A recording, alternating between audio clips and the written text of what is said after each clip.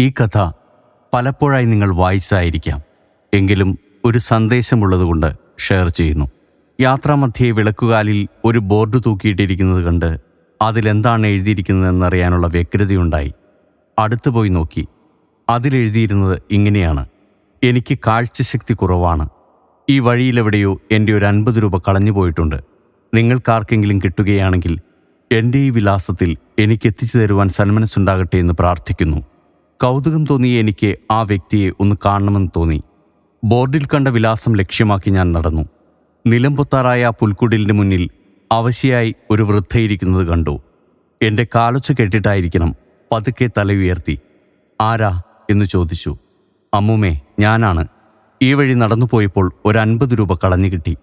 അപ്പോഴാണ് അമ്മൂമ്മ ആ വിളക്കുകാലിൽ തൂക്കിയ ബോർഡ് കണ്ടത്. തീർച്ചയായും അത് അമ്മൂമ്മയുടെ കളഞ്ഞുപോയ 50 രൂപയാണ്. അതിവിടെ തന്നിട്ട് പോകാമെന്ന് വച്ചു. ഞാനത് പറഞ്ഞപ്പോൾ അവരുടെ കണ്ണുകൾ ഈറനാകുന്നത് ഞാൻ കണ്ടു. അവർ പറഞ്ഞു, ഇപ്പോൾ തന്നെ ഒരു 50ഓളം പേർ വഴിയിൽ തങ്ങൾക്ക് 50 രൂപ കളഞ്ഞു കിട്ടിയിരിക്കുന്നു എന്ന് പറഞ്ഞ് അത് എന്നെ ഏൽപ്പിച്ചു പോയിരിക്കുന്നു. എന്തോ ആ വിളക്കുകാലിൽ ഞാൻ അങ്ങനെ ഒരു ബോർഡ് തൂക്കിയിട്ടില്ല. എനിക്കാണെങ്കിൽ എഴുത്തും വായനയും അറിയില്ല. കുഴപ്പമില്ല അമ്മൂമ്മേ, ഇത് വച്ചോളൂ എന്ന് പറഞ്ഞ് ഞാൻ ആ 50 രൂപ അവരുടെ കയ്യിൽ തിരികി.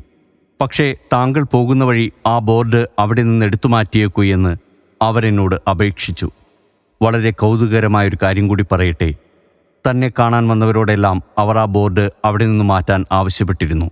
പക്ഷേ ആരും അത് ചെയ്തില്ല എന്നു മാത്രം. തിരിച്ചു വരുമ്പോൾ ഞാൻ ആലോചിച്ചു, ആ വിളക്കുകാലിൽ ആരായിരിക്കും അങ്ങനെയൊരു ബോർഡ് തൂക്കിയത്? തന്നെ കാണാൻ വരുന്നവരോടെല്ലാം അവരത് എടുത്തുമാറ്റാൻ പറയുന്നുണ്ടെങ്കിലും ആരും അത് ചെയ്യുന്നില്ല. ഏതൊരു മഹാമനസ്കന് കാഴ്ചശക്തി കുറവുള്ള ആ വൃദ്ധയെ ഒന്ന് സഹായിക്കണമെന്ന് തോന്നിയിട്ടുണ്ടാകും. അതിന് അദ്ദേഹം കണ്ടെത്തിയ ഉപായമായിരിക്കും ആ ബോർഡ്. ഒരാളെ സഹായിക്കാൻ മനസ്സുണ്ടെങ്കിൽ എന്തുമാത്രം വഴികളാണ് നമ്മുടെ മുന്നിൽ തെളിഞ്ഞു വരുന്നത്. തിരികെ വഴിയിലേക്ക് വന്നപ്പോൾ കണ്ട വ്യക്തി എന്നോട് ചോദിച്ചു, ചേട്ടാ, ഈ വിലാസം അറിയുമോ? എനിക്ക് ഈ വ്യക്തിയെ ഒന്ന് കാണണമായിരുന്നു. അവരുടെ നഷ്ടപ്പെട്ട 50 രൂപ എനിക്ക് വഴിയിൽ നിന്ന് കിട്ടി. അതവരെ ഏൽപ്പിക്കാനാണ്. ഞാൻ ആ കുടിലിന് നേരെ വിരൽ ചൂണ്ടി. അദ്ദേഹം ആ കുടിൽ ലക്ഷ്യമാക്കി പോകുന്നത് നോക്കിയിരിക്കെ എൻ്റെ കണ്ണുകൾ ഈറനായി.